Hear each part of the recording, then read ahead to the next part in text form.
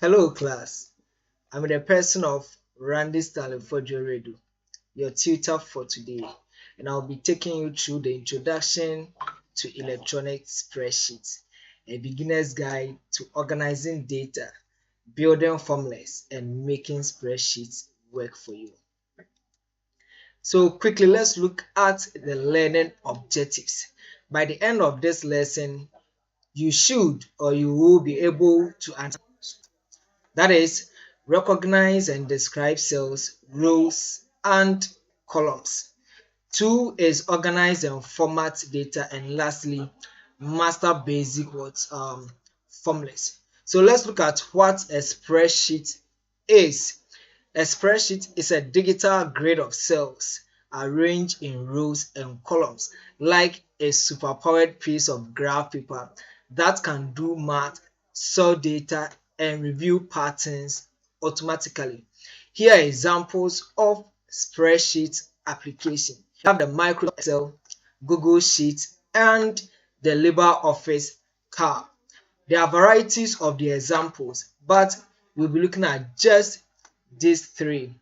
And for our lesson for today, we will be looking more of Microsoft Office Excel or the Microsoft Excel as an example of spreadsheet application. Okay, so now the building blocks. The building blocks. When we say the building blocks, basically we are referring to cells, rows, and then columns. Cells, rows, and then columns. You shouldn't forget that I said we are based on Microsoft Office Excel or Microsoft Excel. So cell, Microsoft Office Excel or Microsoft Excel, and a cell, a single box where one piece of data lives, or where rows and columns meet or intersect. So per this I can say this place is a cell, this place is a cell, or this particular cell that has been formatted in color yellow is also Excel. And we name cells based on the rows and then the columns. So the name for this particular cell will be cell D6, will be cell D6, will be cell D6. So what then will be the name of this cell?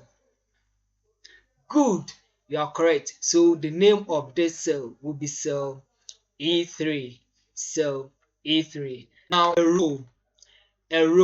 So a row is a horizontal line of cells running left to right. So running left to where? To right. Running left to right. So rows are numbered 1, 2, 3. 1, 2, 3. So this is a row, this is a row, this is a row, this is a row. Then also column. Then also column. Column is a vertical line of cells running top to bottom columns. Top to bottom, sorry, top to bottom. So columns are labeled A, B, C. So the alphabet at the top here are the columns. So the whole of this A column A, we say column, and we say column C, and we say column C. What then will be the name of this column? Okay, column E is correct. So that is that for the building blocks. That is that the building. Now let's look at how to organize your data. How to organize your data. In organizing your data, there are some three golden rules that you need to follow. Three golden rules. One is the use of headers in row 1. The use of headers in row 1. Then 2 is to keep related data together. Keep related data together. Then also you should stay consistent. We should stay consistent. So I'll go back to our spreadsheet application. That is, the Microsoft Excel. So the first golden rule says we should use headers one. So if you look at this particular example, we could see that the headers are in what row 2. The headers are in row 2, and that doesn't make us what wrong. That doesn't make us wrong. It's just that you need to arrange your headers in a row. So label each column so readers immediately know what the data below represents. So example is the name. So we have the name of students here, and the subjects in which we have English language, commerce, interscience, social studies, and etc. Use headers in row 1.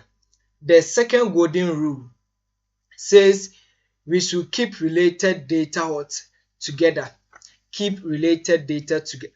So if you look at this particular example, we could see that all names of students are under column A. So we've grouped them under what column A, which is the name of what student. And we have attitude being also grouped under one column. So we should keep related data together. So let's say if you want a date of birth of students, we should group all date of birth of students at one column. The last golden rule says we should stay consistent, use the same format or dates, numbers, and text throughout. So we could see that looking at the scores, the exam score, the class score, looking at the scores here, we could see that um, they are all in percentages. They are all in percentages. So class score in percent, which is 30%, exam score in percent, which is what 70%, and that is that for the integrated science. These are the three golden rules. The three golden rules.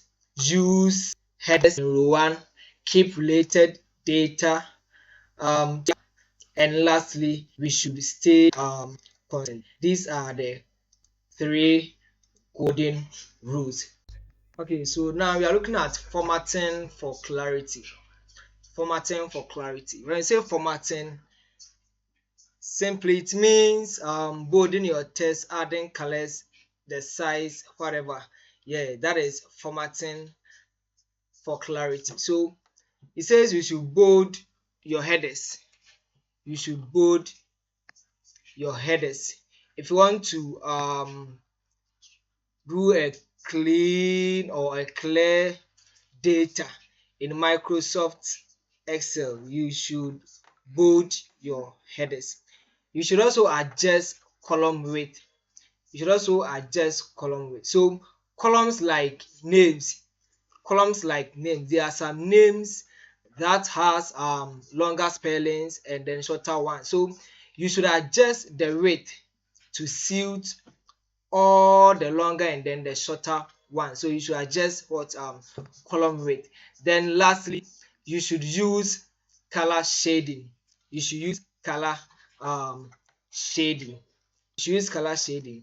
There are some key sections that needs attention. So for those key sections, you use color and then what shadings for us to see them, like highlighting, totals, warnings, yeah, and the rest. You should use what shading. So quickly, introduction to formulas. Introduction to formulas. One may ask what a formula is. Formulas are the engine that makes spreadsheets powerful. So every formula follows the simple rule. The simple rule. So always start with an equal sign. Always start with an equal sign. Before you can input any formula into spreadsheet application, you should always start with what? Equal sign. So the equal sign tells the spreadsheet to calculate something. So let's say sum.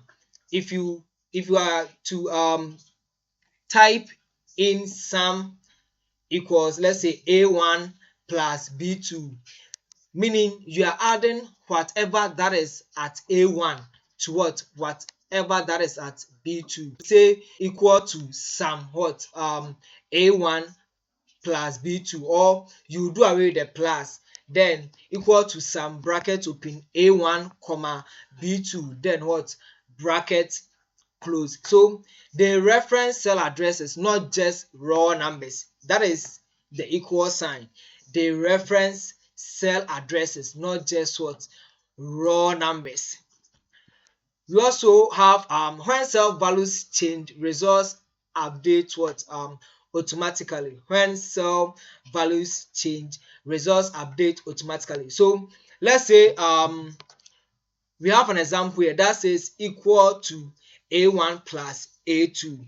So we've referenced A1 and also A2. We are adding whatever that is there. So assuming we have 5 at cell A1, then 10 at cell A2. When we have to add them, it becomes 15. That is, we are adding 5 plus 10, which is 15. So this point, when cell values change, results update automatically. So let's say we update the number 5 that is at cell 1 to, let's say, 8. So automatically the values change and the results update. So as whatever values are stored in A1 and A2. So we have to start with equal sign. Begin any formula with any equal sign, like I said earlier. So now we are looking at common functions you will use. Common functions. So first on my list is the sum function. The sum function. So it has a range of numbers together. It has a range of numbers together. Then average function. So it calculates the mean value across a range. It calculates the mean value across a range. And we have our example to be equal to average bracket open B1 is to B5. So the is to here means it is a cell range. B1 is to B5. It means a cell range. So a cell range is a group of cells. Probably we'll be looking at that in our next video. Now the count function. The count function. So it counts how many cells in a range contain data. It counts how many cells in a range contain data. And we have example to be equal to count bracket open C1 is to C20 bracket close. So in this case, Excel counts how many cells that contain data in the cell range C1 is to C20. That is the count function. Now someone may ask why spreadsheet matter, or the importance of spreadsheet application.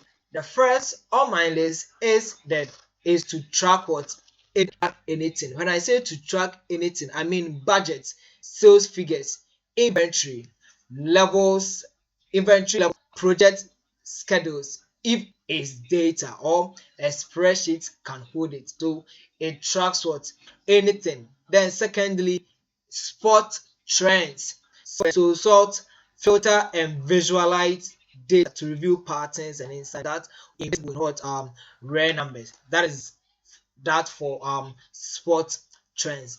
And lastly, it saves time. There are some works or there are some jobs that takes time. So with the introduction of spreadsheet application, easier, so they save time. So automatic calculation mean no manual math. There are that were done